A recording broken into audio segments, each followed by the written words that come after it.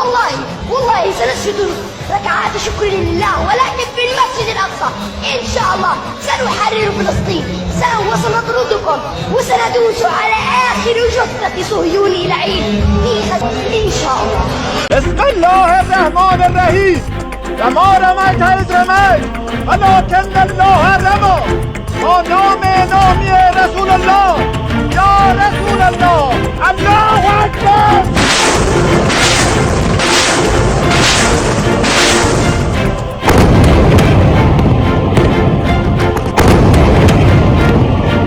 Ballistic missile attack.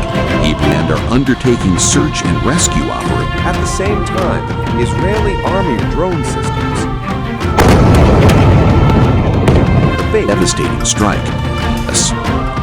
Fire and rescue services structural instability. March 6th. نیمه شب گذشته شاهد تجاوز وحشیانه رژیم جنایتکار صهیونیستی A dramatic video is now going viral, claiming to show Ney inside a high security wall. What appears on the screen behind him.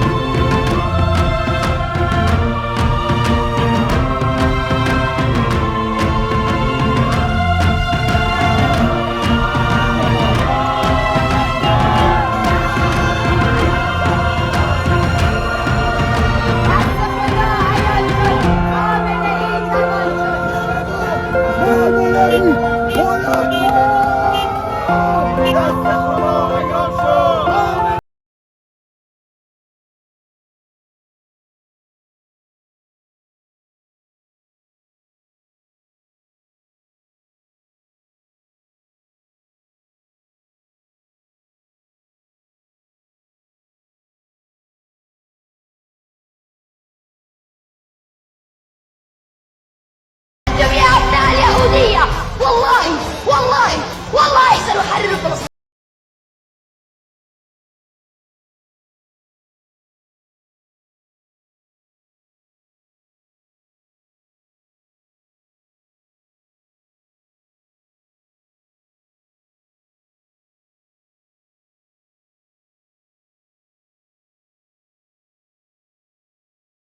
Alongside home front command units are continuing search. ഞാനൊരു കഥ പറയട്ടെ.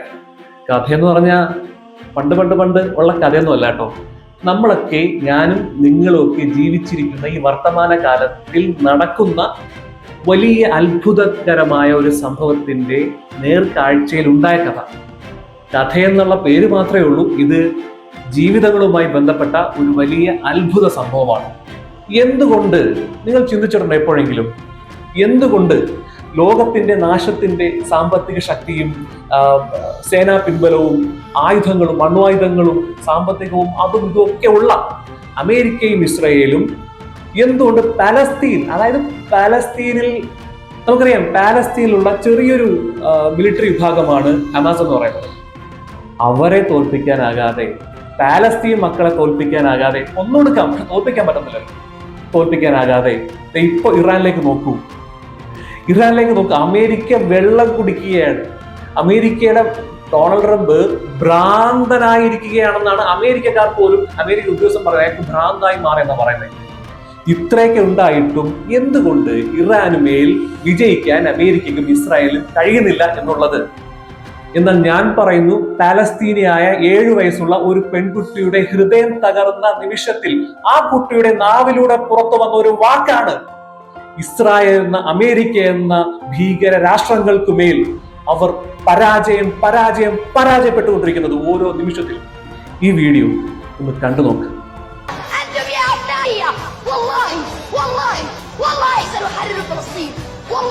والله سنسجد ركعات شكر لله ولكن في المسجد الأقصى إن شاء الله سنحرر فلسطين وسنطردكم وسندوس على آخر جثة صهيوني لعين إن شاء الله. بسم الله الرحمن الرحيم. ما رميت إذ رميت ولكن الله رمى.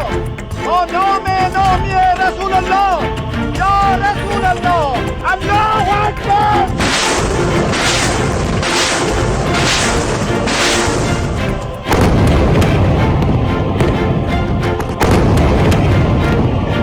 Ballistic missile attack.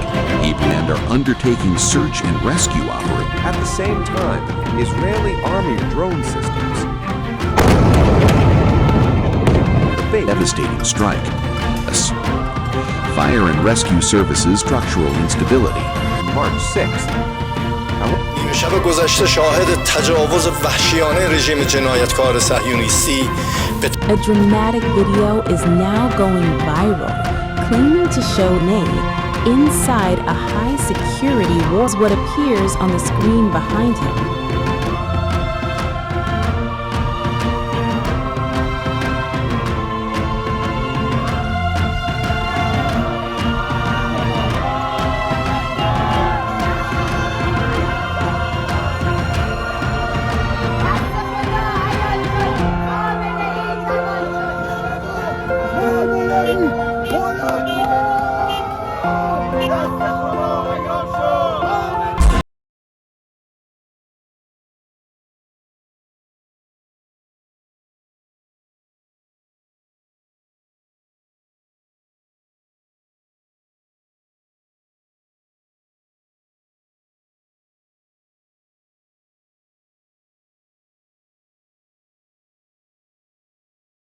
أنتم يا أبناء اليهودية والله والله والله سنحرركم.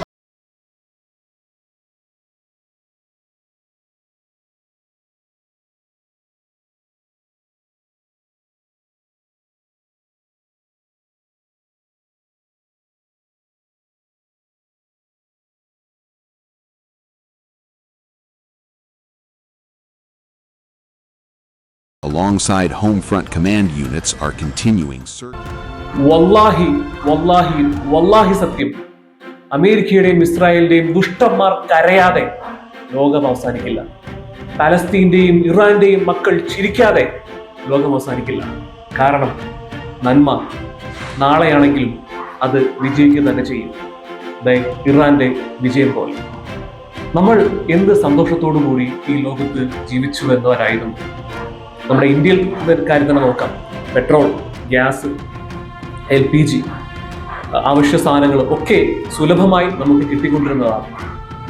അങ്ങനെ സന്തോഷത്തോടു കൂടി നമ്മൾ ജീവിച്ചുകൊണ്ട് പോയപ്പോൾ ഒന്ന് രണ്ട് രാജ്യങ്ങൾക്ക് കടി, യുദ്ധം ചെയ്തോളാൻ വയ്യ, പിടിച്ചടക്കിക്കോളാൻ വയ്യ, മറ്റുള്ള രാഷ്ട്രങ്ങളുടെ എണ്ണ കൊള്ളയടിച്ചോളാൻ വയ്യ, അല്ലേ? അണുവായുധത്തിന്റെ പേരിൽ അതാണ് ചിന്തിക്കേണ്ടത്. അമേരിക്ക ആക്രമിക്കുന്നത് അമേരിക്ക ഓരോ രാഷ്ട്രങ്ങൾ തലവന്മാരെ കൊണ്ടുപോയി പിടിച്ചുകൊണ്ട് വരികയും ചെയ്യുന്നത് ലോകത്തെ നന്നാക്കാനാണെന്നാണ് ചില പൊട്ടന്മാര് വിചാരിച്ചിരിക്കുന്നത്. എന്റെ പൊന്നു പൊട്ടന്മാരെ, കച്ചവടം അറിയാത്തത് കൊണ്ടായിരിക്കാം, അല്ലെങ്കിൽ ഇവരൊക്കെ എന്താണെന്ന് അറിയുന്നത് കൊണ്ടായിരിക്കാം. വെനസ്വേലയിലെ പ്രസിഡന്റിനെ പിടിച്ചോണ്ട് വന്നത് അവിടെ നന്നാക്കാനാണോ? പിടിച്ചോണ്ട് വന്ന പിറ്റേ ദിവസം അവിടെ എണ്ണ കച്ചവടം ഉറപ്പിച്ചു ട്രംപ്. എത്ര ലക്ഷം? 65 ലക്ഷം മില്യൺ ബാരൽ എണ്ണ ഡീൽ ഉറപ്പിച്ചിരിക്കുകയാണ്. ഇപ്പൊ ഇറാൻ ആക്രമിച്ച എന്താ? 5ാമത്തെ എണ്ണ രാജ്യമാണ് ഇറാൻ. അവിടുത്തെ എണ്ണ എടുക്കണം. പക്ഷേ ഇറാൻ നല്ല സൂപ്പർ പണി കൊടുത്തോണ്ടിരിക്കുകയാണ്. അറിയാതെ ഒന്ന് കീറിക്കൊടുത്തു അനുഭവിച്ചുകൊണ്ടിരിക്കുകയാണ്. പ്രാന്തെടുത്തിരിക്കുകയാണ് ട്രംപ്. നെതന്യാഹു ബങ്കറിലാണ്, പേടിച്ച് ബങ്കർ കയറിയിരിക്കുക. അവിടെയുള്ള ആളുകൾ തന്നെ അയാളെ പ്രാവുകയാണ്, ഇയാളൊന്ന് മാറി കിട്ടിയിരുന്നെങ്കിലെന്ന്. ആ അവസ്ഥയാണ് അമേരിക്ക ഇസ്രായേലും ഇപ്പോൾ അനുഭവിച്ചുകൊണ്ടിരിക്കുന്നത്.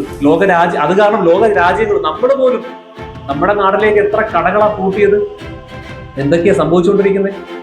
ഗ്യാസ് കിട്ടുന്നുണ്ടോ? ഇതിനെല്ലാം കാരണം അമേരിക്കൻ ഇസ്രായേലും. ഒരു കുഴപ്പമില്ല, നമ്മൾ മുമ്പോട്ട് പോയതല്ലേ. ഇവരുടെ എണ്ണക്കൊതിയല്ലേ ഇതിനെല്ലാം കാരണം. അതിന് കുട പിടിക്കാൻ കുറച്ച് GCC രാഷ്ട്രങ്ങൾ.